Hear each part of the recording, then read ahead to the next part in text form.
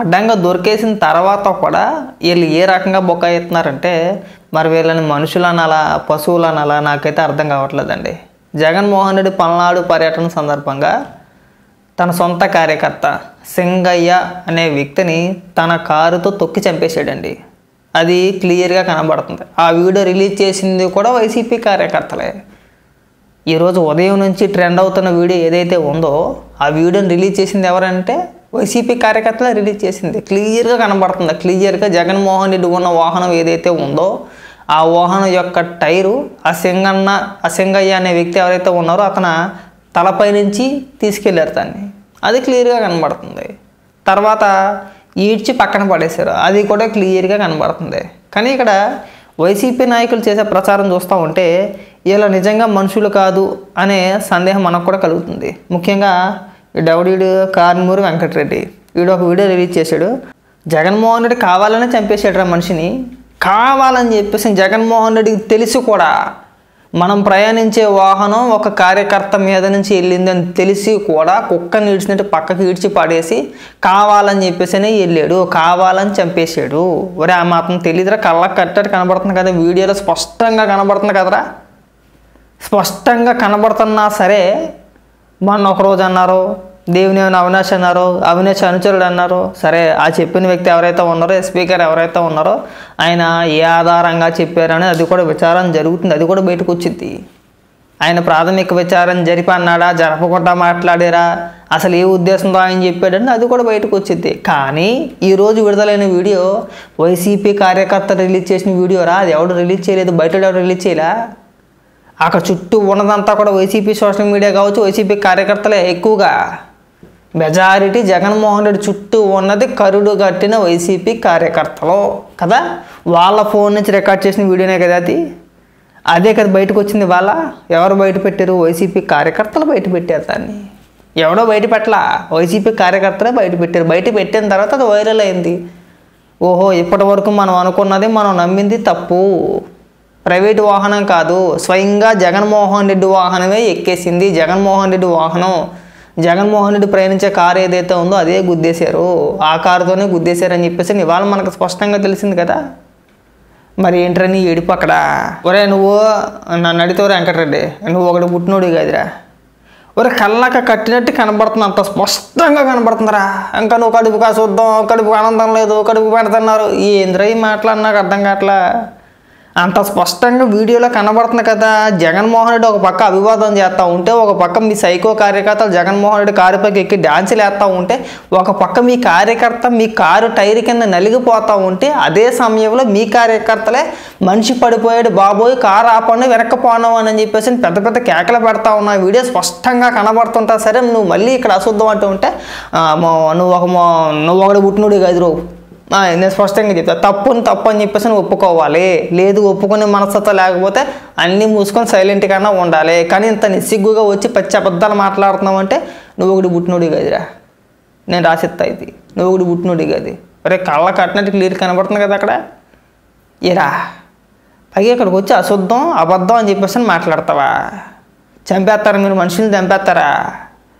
పైగా జగన్మోహన్ రెడ్డికి ప్రభుత్వం సెక్యూరిటీ కల్పించలేదా? ఒరే అసలు ఆ పర్యటనకి అసలు పర్మిషన్ ఉందా? జగన్మోహన్ రెడ్డి పర్యటన ఏదైతే ఉందో ఆ పర్యటనకి పర్మిషన్ కూడా లేదు. మేము ఎలాగైనా వెళ్తామంటే కొన్ని షరతులతో పర్మిషన్ ఇచ్చారు, ఎంతమంది వెళ్ళాలి అని చెప్పేసి. అయినా సరే వాటిని ఉల్లంఘించి అధిక జనాభా 80 కిలోమీటర్లు వెళ్ళాల్సిన దూరం ఉంటే దానికి 10 గంటలండి. జనరల్గా జగన్మోహన్ రెడ్డి ఎక్కువగా హెలికాప్టర్లోనో లేదంటే ప్రైవేటు విమానాల్లోనో ప్రయాణం చేస్తాడు. కావాలని చెప్పేసి 80 కిలోమీటర్లు రోడ్డు ప్రయాణంలో ప్రయాణించాడు. అది కూడా దాదాపు 10 గంటల పాటు. అంటే మీకు 10 గంటల పాటు రోప్ పట్టి పెడతారండి? ఏమండి ఒక ఎమ్మెల్యే సాధారణ ఎమ్మెల్యేకి 10 గంటల పాటు రోప్ పట్టి పెడతారా? జగన్మోహన్ రెడ్డి వెళ్ళేంత వరకు కూడా అటుపక్క ఇటుపక్క తాళ్ళు పట్టుకొని నిలబడతారా అండి? సాధారణ ఎమ్మెల్యేకి అంత సినిమా ఉంటుందా? ఉండదు.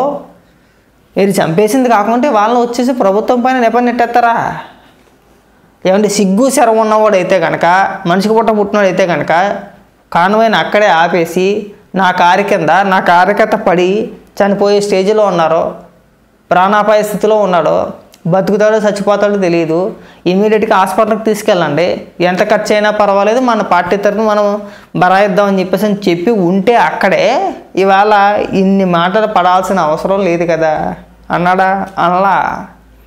అనకపోగా సత్యలే తీసి బయట పడేయండి అంటే లాగేశారు. ఏదో మున్సిపాలిటీ వాళ్ళు కుక్కను లాగినట్టు లాగేసి పక్కన పడేసి వెళ్ళిపోయిన తర్వాత మనకు అనుకూలంగా ఉన్న అధికారుల చేత ఒక స్టేట్మెంట్ ఇప్పించుకున్నాం మనం. అది బాగా మనమే వైరల్ చేసాం. ఇవాళ వచ్చి కడుపు గడి తింటున్నారా అంటే నువ్వు ఒకటి బుట్టలేదు అని అడిగితే కనుక క్లియర్ కనబడుతుందిగా, కళ్ళ కట్టినట్టు. కనబడకపోతే వేరే విషయం. అది లేదురా ఎవడు ఎడిట్ చేశారంటే కాదు, ఎడిట్ చేసిన వీడియో కాదు అది, స్వయంగా మీ వైసీపీ కార్యకర్తలు రిలీజ్ చేసిన వీడియోనే అది. అందులో ఇంకెక్కడ అబద్ధం కనబడుతుందిరా నీకు? నాకు అర్థం కావట్లా. అంటే మీరు మనుషుల్ని చంపేస్తారా? పైగా జగన్మోహన్ రెడ్డి జనాదరణ, ప్రజాదరణ, జననేత. ఒరే అసలు నాకు తెలియక అడుగుతా, జగన్మోహన్ రెడ్డి పర్యటన దేనికోసరా? ప్రజలకు సంబంధించిందా? కాదు. పోనీ ప్రజలకు ఏదైనా ఉపయోగపడిందా? కాదు. ఎందుకు వెళ్ళాడు? బెట్టింగ్లో డబ్బులు పోగొట్టుకున్న ఒక వ్యక్తి ఎవరైతే ఉన్నారో ఆత్మహత్య చేసుకొని, అంటే ఆ డబ్బులు తిరిగి చెల్లించలేక ఆత్మహత్య చేసుకుంటే దాన్ని ప్రభుత్వంపై నెట్టేసి సింపతి కోసం ఒక విగ్రహం లాంటిది ఏర్పాటు చేయాలనే ఉద్దేశంతో, అవునా, ప్రజలకు సంబంధించింది కాదుగా అది. ప్రజలకు పనికొచ్చే కార్యక్రమం కాదు. ఏదో ఒక రకంగా ప్రభుత్వం మీద బురద చల్లాలి కాబట్టి ఒక కార్యక్రమం లాంటిది పెట్టుకుని వెళ్ళాడు. వెళ్తా ఇద్దరిని లేపేసి పైగా ఇక్కడికి వచ్చేసి మీరు ఇక్కడ అప్పాబాయ కోర్లు చెప్తారా? మరి అసలు జగన్మోహన్ రెడ్డిని ఎవడెళ్ళమన్నాడురా? అన్నీ మూసుకొని కొంపలో కూర్చొని ఉంటే ఇవాళ అంత రచ్చ ఉండేది కాదు కదా. పోనీ లేదురా ప్రజా సమస్యలు, ప్రజల పక్షాన పోరాడడానికి వెళ్ళాడు అనుకుంటే అది వేరే విషయం కాదే. ఒకడెవడో దూలెక్కి బెట్టింగ్లో 1 కోటో 2 కోట్లో 3 కోట్లో డబ్బులు పోగొట్టుకుంటే ఆ డబ్బులు తిరిగి చెల్లించలేక ఆత్మహత్య చేసుకుని చచ్చిపోతే వాడిని పరామర్శించడానికి, వాడి విగ్రహం పెట్టడానికి వెళ్ళి పోతా ఏదైనా చంపేస్తే పైగా మీరు ఇక్కడికి వచ్చేసి దానికి మళ్ళీ ఒత్తాసు పలుకుతారా? అసలు వెళ్ళినోడికి సిగ్గులేదు, మద్దతు ఇచ్చే మీకు సిగ్గులేదు. అసలు ఏమనుకుంటున్నారో మాకు అర్థం కావట్లా. వెంకటరెడ్డి ఈ అప్పాబాయ గోర్లు చెప్పమాకరా. ఇని సిరాకు వచ్చింది. చంపేశారని చెప్పేసి ఒప్పుకోండి అంతే. ఒక మనిషిని బొట్టను పట్టేసుకున్నారా కేవలం మీ స్వార్థ రాజకీయాల కోసం, మీ శవ రాజకీయాల కోసం ఒక నిండు ప్రాణాన్ని బలుగొని పైగా ఇక్కడికి వచ్చి ఉపన్యాసాలు చెప్తారా? కాస్త సిగ్గు అనిపించట్లేదా? కొంచెం ఉండాలి కదండి, మనకి సిగ్గు అనేది ఉండాలిగా. అది లేదు, మొత్తం విడిచిపెట్టేసి ఇలా ఇక్కడికి వచ్చేసి ఉపన్యాసాలు చెప్తారా? మాకు పెద్ద పాఠాలా? మనిషి పుట్టిన తర్వాత కాస్త సిగ్గు ఉండాలరా. అది ఎవడైనా సరే, నువ్వైనా ఇంకొకడైనా కాస్త మనిషి పుట్టిన సిగ్గు ఉండాలి.